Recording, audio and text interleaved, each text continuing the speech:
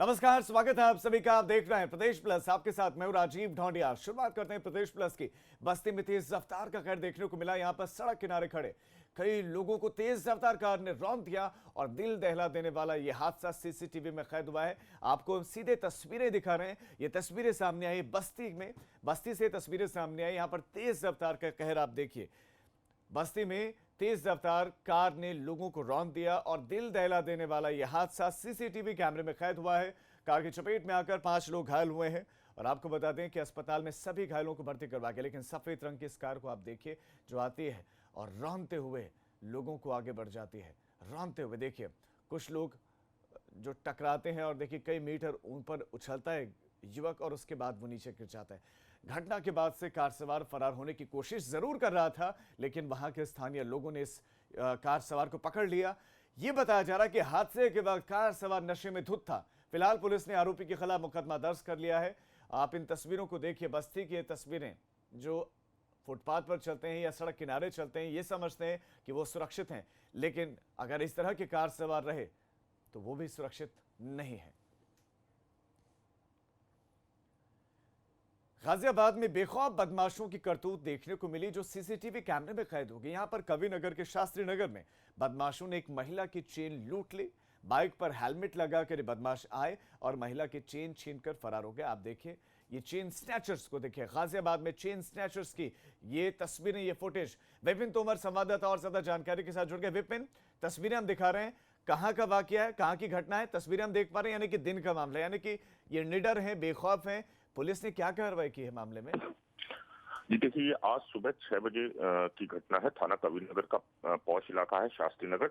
वहाँ ये महिला मॉर्निंग वॉक के लिए जा रही थी। उसी दौरान इस घटना को अंजाम दिया गया। सीसीटीवी की तस्वीरें साफ बता रही हैं कि बदमाश कितने बेखौफ हैं। 2 बदमाश बाइक पे आते हैं, एक पैदल उतरता है, वेट करता है, उसके बाद बहुत आसानी से चेन तोड़ता है। महिला विरोध करती है तो हाथापाई में महिला को नीचे भी गिरा देता है। यानी बदमाशों को ये पता था कि गाजियाबाद पुलिस सो रही है, वो नहीं आएगी, उनका गाजियाबाद पुलिस से आमना सामना नहीं होगा। और राजीव जी, मैं आपको बता दूं, ये वही जगह है जहां से कुछ दिन पहले 8 महीने के बच्चे को गन पॉइंट पे लेकर डकैती डाली गई थी। उसके अलावा एक रात में 13 दुकानों में चोरी की गई थी। तो लगातार इस इलाके में घटना हो रही है। उसके बावजूद पुलिस की गश्त, पुलिस की चेकिंग कहीं दिखाई नहीं दे रही है। बिल्कुल विपिन, ये तमाम सवाल तो हैं। आपका इस तमाम जानकारी के लिए धन्यवाद।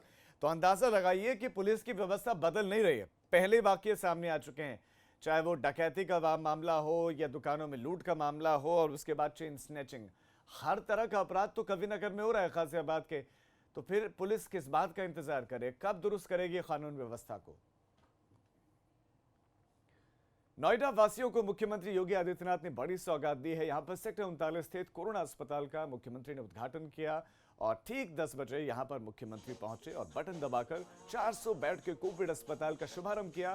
फिलहाल इस अस्पताल में 180 बेड संचालित होंगे और इसके बाद में इसको आगे बढ़ाया जाएगा, यानी कि 400 की संख्या को और आगे बढ़ाया जाएगा। उद्घाटन के बाद सीएम ने अस्पताल का निरीक्षण किया, वहां पर मौजूद बेड्स की संख्या के बारे में जानकारी ली, वहां पर उन अत्याधुनिक इक्विपमेंट्स को देखा और वो किस तरह से काम करते हैं, डॉक्टरों की टीम से बातचीत भी की। तो आज कोविड हॉस्पिटल का शुभारंभ हो गया है और कल से आम आदमी के लिए, आम लोगों के लिए इसको खोल दिया जाएगा। यानी कि और ये भी बताया जा रहा है, इसकी खासियत ये है कि हर तरह का कोविड पेशेंट यहाँ पर आ सकता है। L1, L2, L3, तो किसी भी तरह का, चाहे वो सिम्टोमेटिक है या असिम्टोमेटिक है, उस अस्पताल में आ सकता है। निःशुल्क उपचार मिलेगा इस अत्याधुनिक अस्पताल में मरीजों को।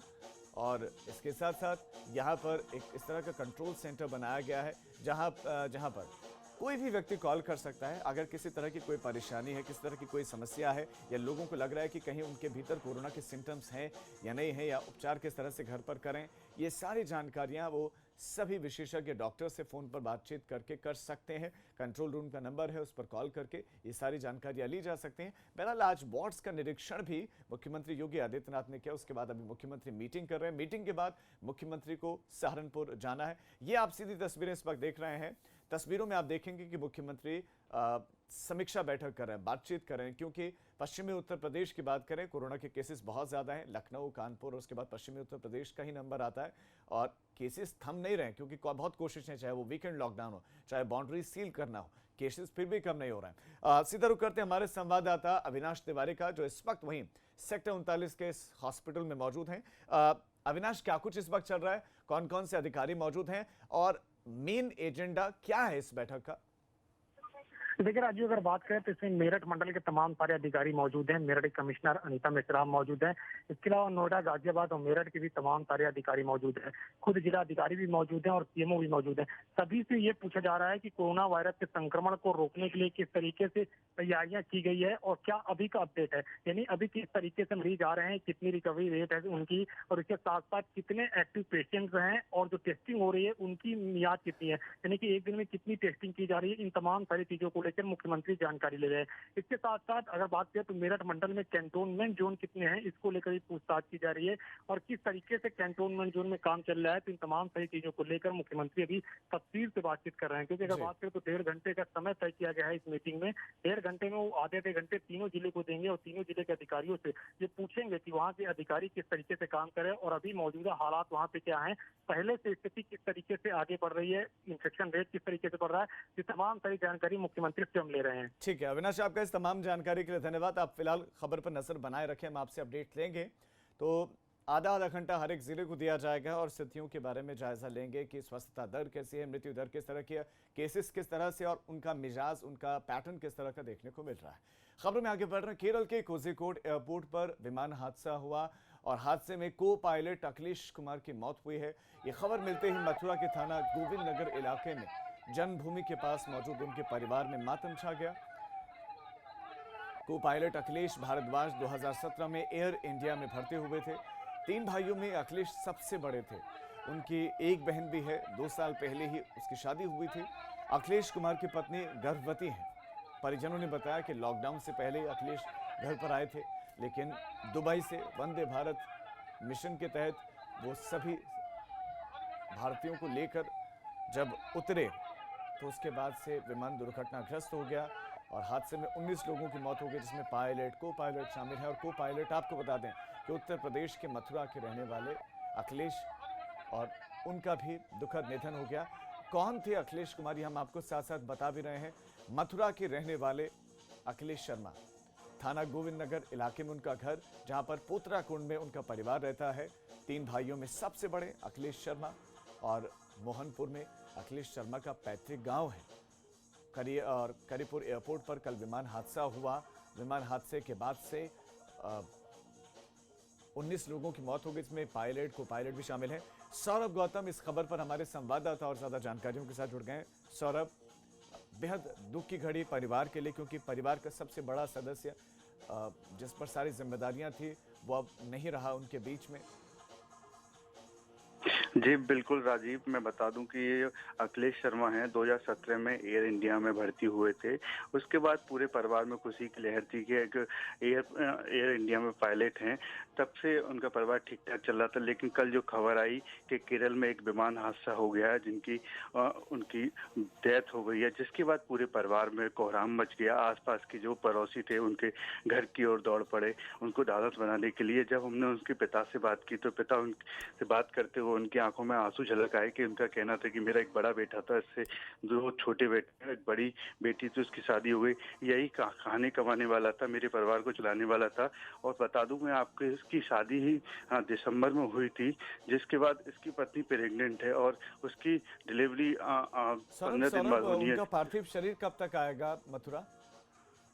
देखिए, और जब बात करी थी उनके परिजनों से, उनका कहना था कि उनका जो भाई है वो वहाँ पर पहुँचा है केरल में, दिल्ली से फ्लाइट पकड़ के। उसका कहना है कल तक बॉडी वृंदावन मथुरा में आएगी। मतलब उसके बाद उनके जो पार्थिव शरीर जब आएगा उनकी अंत्येष्टि की जाएगी। ठीक है सौरभ, आप नजर बनाए रखें। फिलहाल आपका इस तमाम जानकारी के लिए धन्यवाद। तो उनके परिवार में गम का माहौल है, मातम का माहौल है, क्योंकि सबसे बड़ा बेटा अब उनके बीच में नहीं रहा। खबरों में आगे बढ़ रहे हैं। अयोध्या में भूमि पूजन के मौके पर प्रधानमंत्री नरेंद्र मोदी ने राम मंदिर के चित्र वाले जिस डाक टिकट को जारी किया था वो अब डाकघर में आ चुका है। और अच्छी बात यह है कि उस टिकट की डिमांड भी जबरदस्त है। सिर्फ भारत ही नहीं बल्कि विदेशों से भी इस टिकट को लेकर डिमांड आ रही है। डाक विभाग के अधिकारियों की अगर माने तो पिछले कुछ सालों में बहुत से विशेष डाक टिकट जारी किए गए, लेकिन इतनी डिमांड किसी की नहीं दिखी। फिलहाल ये टिकट लखनऊ के जीपीओ और अयोध्या के डाकघर में ही है। मेरा गोल मार्केट में शोरूम है भैया। कहाँ पे? महानगर में। राम मंदिर पर छपा डाक टिकट अब लखनऊ जीपीओ में भी पहुंच चुका है। प्रधानमंत्री ने 5 अगस्त को इस डाक टिकट को जारी किया था और लोगों में इस टिकट को लेकर इतना रुझान है कि टिकट जीपीओ में पहुंचा उससे पहले ही यहां पर इस टिकट को खरीदने के लिए लोग भी पहुंचने लगे हैं। हमारे साथ में ऐसे कुछ लोग भी हैं, लेकिन उससे पहले हम आपको तस्वीर दिखा रहे हैं उसी डाक टिकट की जो यहाँ पर आया है। हालांकि जितनी मांग है उससे काफ़ी कम संख्या में ही ये टिकट अभी उपलब्ध हो पा रहा है। सीधे इसके बाद हम चलते हैं, बात करते हैं उन लोगों से जो इस टिकट को लेने के लिए यहाँ पर आए हुए हैं, इंतज़ार कर रहे थे इस टिकट का। सर क्या नाम है आपका? मेरा नाम रविंद्र अग्रवाल है। रविंद्र जी ये बताइए, हम देख रहे हैं आप भी ये टिकट लेने के लिए आए और टिकट अभी आया, आप पहले से ही खड़े हुए थे यहाँ? जी जी जी, मैं बहुत देर से खड़ा हूँ। मैंने और भी टिकट ली हैं, पर विशेष तौर से इस टिकट के लिए मैं यहाँ पे मौजूद हूँ। मैं और आई एम वेरी लकी कि प्रभु राम की वजह से मेरे को ये टिकट मिल रहा है। अच्छा, इस टिकट को लेने के लिए इतना आप उत्साहित हैं, क्या वजह है? ये है कि मैं अपनी जनरेशन के लिए खरीदना चाहता हूँ। आगे जो मेरे ग्रैंडसन ग्रैंड डॉटर्स होंगे, ताकि वो भी देखें कि हाँ ये टिकट कलेक्शन में इस चीज़ का भी कलेक्शन है। ये तो बहुत रेयर आइटम हो जाएगा थोड़े दिन बाद, इसलिए मेन मेरा रुझान केवल अपनी जनरेशन को सिखाने के लिए और हिंदुत्व को बढ़ावा देने के लिए ये टिकट खरीद रहा हूँ। यहाँ पर हमारे साथ में लखनऊ जीपीओ के chief post master RN Yadav ji भी मौजूद हैं, हम उनसे भी बात करेंगे। सर टिकट जितनी डिमांड है उस हिसाब से आ गए? नहीं, डिमांड तो बहुत है, लेकिन चूंकि ये टिकट नहीं है, माई स्टैंप है, कारपोरेट माई स्टैंप है, और तो उसकी लिमिटेड संख्या में ही जारी होती है, तो उसके अनुसार ही जो है मिली है।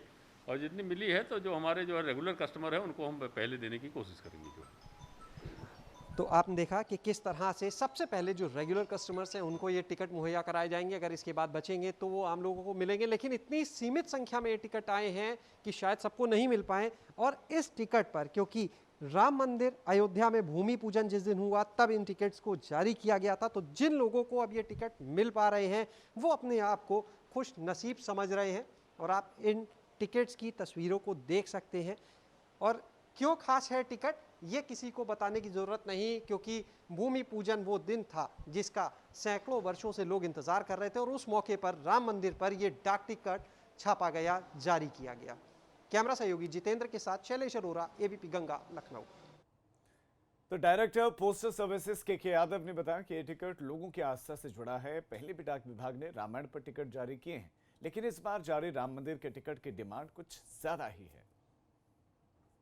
अयोध्या राम मंदिर पर जारी डाक टिकट को लेकर डिमांड सिर्फ उत्तर प्रदेश या देश के अन्य राज्यों से नहीं बल्कि विदेशों से भी आ रही है। लेकिन सीमित संख्या में जारी किए गए ये डाक टिकट कितने लोगों को मिल पाएंगे ये देखना होगा। हमारे साथ में इस समय डायरेक्टर पोस्टल सर्विसेज के यादव जी मौजूद है, हम सीधे उन्हीं के पास चलेंगे, उनसे बात करेंगे। उससे पहले ये डाक टिकट उनके हाथ में है जो प्रधानमंत्री नरेंद्र मोदी ने 5 अगस्त को जारी किया था भूमि पूजन के अवसर पर। ये आप देख सकते हैं डाक टिकट है, उसका कवर है। और अब हम सीधे के यादव जी से ही बात करेंगे। सर टिकट लखनऊ जीपीओ में आ गया, अयोध्या में मिल रहा है, लेकिन हम देख रहे हैं कि बहुत ज़बरदस्त डिमांड इसकी आ रही है। देखिए, ये जो डाक टिकट है लोगों की आस्था से जुड़ा हुआ है, तो स्वाभाविक सी बात है कि इसकी जो है डिमांड काफ़ी ज़्यादा है। सिर्फ अयोध्या लखनऊ ये उत्तर प्रदेश ही नहीं बल्कि देश के तमाम कोने कोने से, और यहाँ तक कि कुछ मामलों में जो है विदेशों से भी जो है इस डाक टिकट के प्रति जो है रुझान और फरमाइश जो है देखने को मिला हुआ है। और हम लोगों की कोशिश है कि अपने सीमित, चूँकि ये जो डाक टिकट हैं वो काफ़ी सीमित संख्या में होते हैं और सीमित संख्या में होने के चलते इनकी वैल्यू भी जो है काफ़ी ज़्यादा हो जाती है, संग्रहणीय हो जाते हैं। हमारी जो संस्कृति और विरासत होता है उसको आगामी पीढ़ियों तक संचारित करते हैं। तो हम लोगों की कोशिश है कि इसको जो है लोगों को उपलब्ध कराएं। सर डाक विभाग के पास कितने टिकट हैं जो लोग खरीद पाएंगे?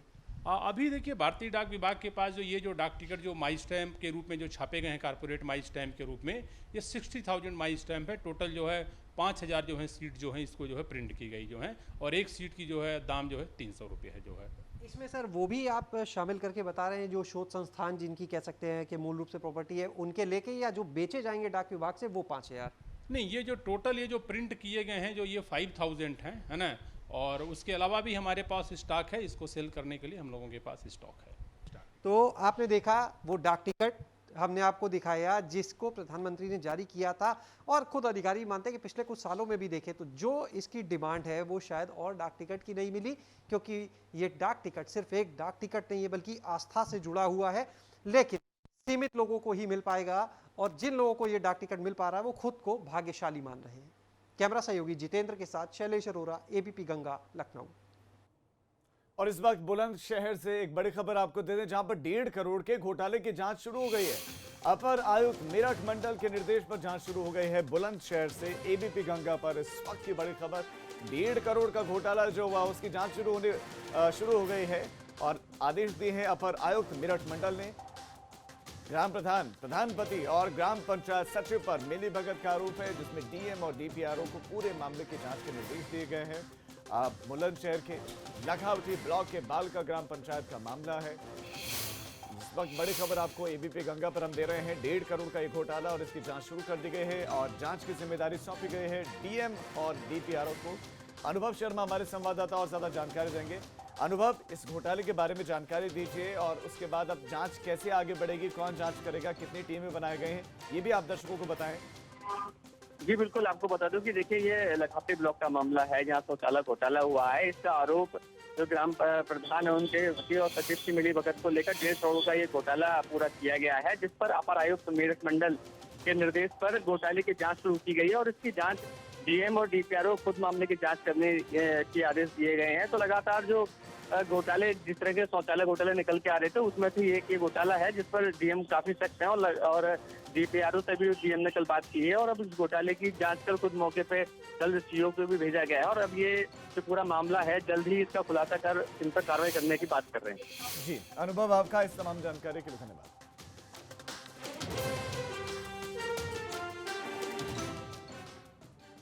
रुद्रप्रयाग में प्रसिद्ध सिद्धपीठ कालीमठ मंदिर और कालीमठ घाटी को जोड़ने वाला कालीमठ गुप्तकाशी मोटर मार्ग भारी बारिश की वजह से ध्वस्त हो गया, और इस मोटर मार्ग पर 15 करोड़ की लागत से निर्मित दीवार और पुश्ते पहली बारिश के बाद जमींदोज हो गए। मोटर मार्ग पर आवाजाही फिलहाल बंद होने की वजह से 10,000 की आबादी वाले कालीमठ इलाके की जनता की मुश्किलें बढ़ गए हैं। आप हालत देखिए कि 15 करोड़ रुपए कैसे टूटकर बिखर कर जमींदोज हो चुके हैं, वो आप देखिए।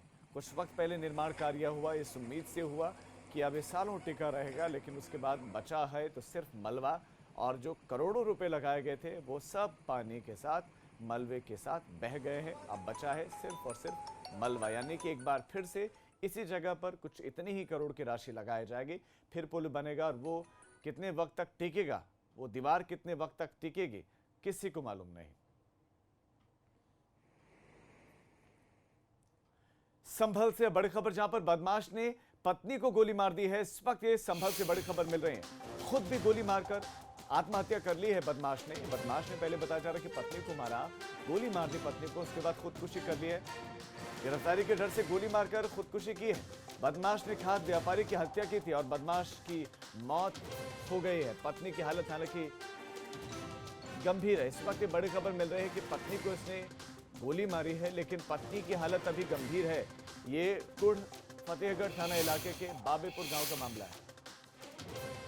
उबैदुर रहमान संवाददाता और ज्यादा जानकारी देंगे। उबैदुर, बदमाश के बारे में बताइए, और उसकी पत्नी की हालत इस वक्त कैसी है?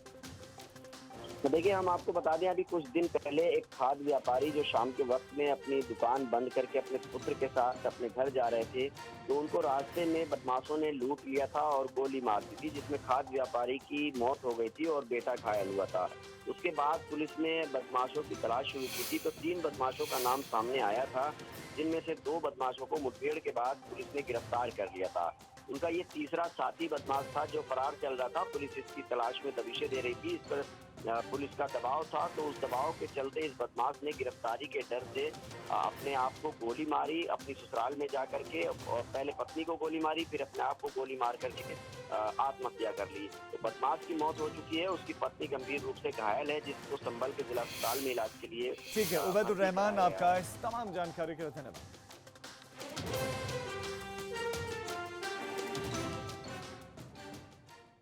अब एक छोटे से ब्रेक के लिए हम रुक रहे हैं, फौरन लौट रहे हैं। आप देखते रहिए प्रदेश प्लस।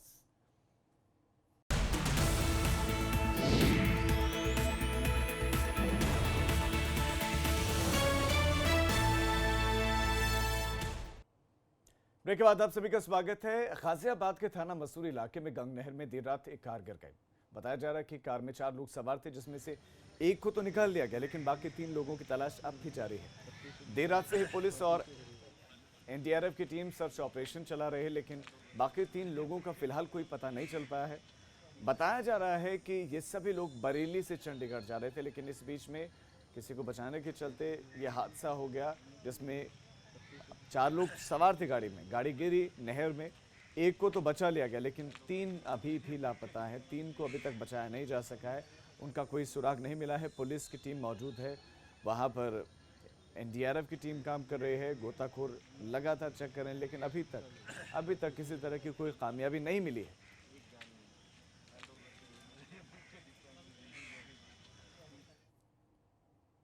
हमीरपुर में तंत्र मंत्र के जरिए इलाज का मामला सामने आया। पुलिस ने जादू टोने से इलाज करने वाले और इलाज करवाने वाले दोनों ही लोगों को गिरफ्तार किया है। बताया जा रहा है कि एक महिला काफी दिनों से बीमार थी, जिसके बाद घर वालों ने दूसरे जिले से तांत्रिक को बुलाया। तांत्रिक ने मंदिर में एक मुर्गे की बलि दी। उसके बाद स्थानीय लोगों का गुस्सा भड़क गया, लोगों ने पुलिस को सूचना दी। मौके पर पहुंचे पुलिस ने तांत्रिक समेत सभी लोगों को गिरफ्तार कर लिया।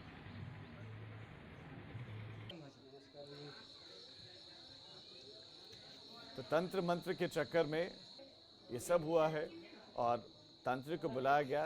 फिलहाल जब लोगों का गुस्सा साथ में आसमान पर चढ़ गया तो उन्होंने पुलिस को सूचना दी। पुलिस आई और तांत्रिक को भी पकड़ा है और साथ साथ तांत्रिक को बुलाने वाले परिवार को भी गिरफ्तार किया गया।